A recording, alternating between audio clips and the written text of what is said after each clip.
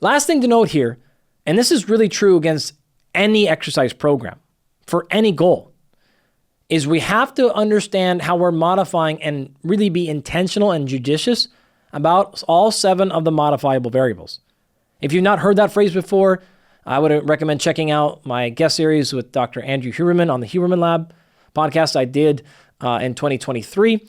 We talked about them in detail. So to go through them quickly here, I use an acronym developed by my former colleague and lab mate, Dr. Lee Brown, which is called COFIVRP. It's a wonderful acronym. Scientists are always great at developing acronyms. But it stands for choice, which is exercise choice. So what exercises are you selecting? This includes equipment, as well as what movement patterns, and a lot of things I just discussed a second ago. So the choice of the exercise you're selecting influences in part what adaptation you're going to get, strength and power or hypertrophy. O, which stands for order. It's another way of what order do I do them in? So what exercise goes first in my day, second, third, fourth, fifth, etc. In the case of things like strength and power, order is incredibly important. You need to be hyper-specific. With hypertrophy, it's far less important. The next one is V for volume.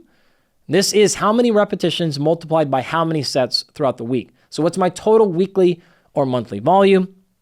Again, as I said a second ago, it's important in both categories here that we're paying attention, but really we need to make sure that we're not losing volume over time with hypertrophy. And for strength, we just want to make sure we're not doing so much volume that it's compromising our ability to come back and use high force and high power in our next training session, because those are the ultimate drivers generally for those adaptations.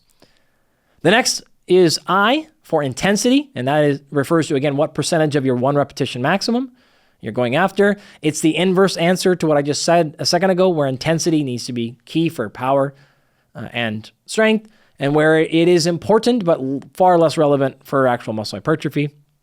F stands for frequency. This is how many days per week. Easy distinction here.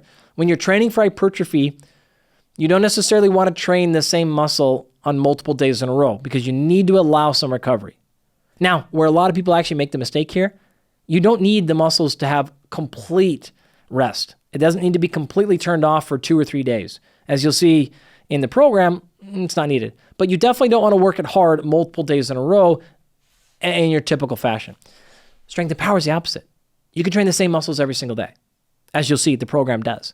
Not a problem here because there's not a lot of residual fatigue, not a lot of local fatigue, rather, like in the actual muscle, not a lot of soreness because we're not pushing that adaptation.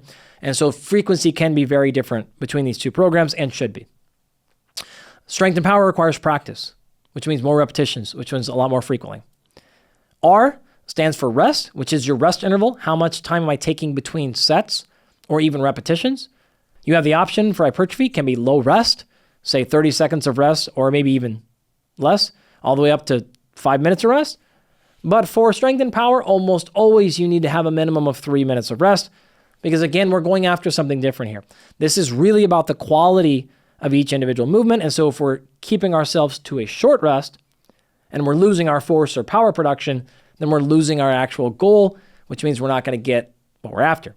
There are exceptions to all these rules, but this is just a standard default of typically what we're trying to do.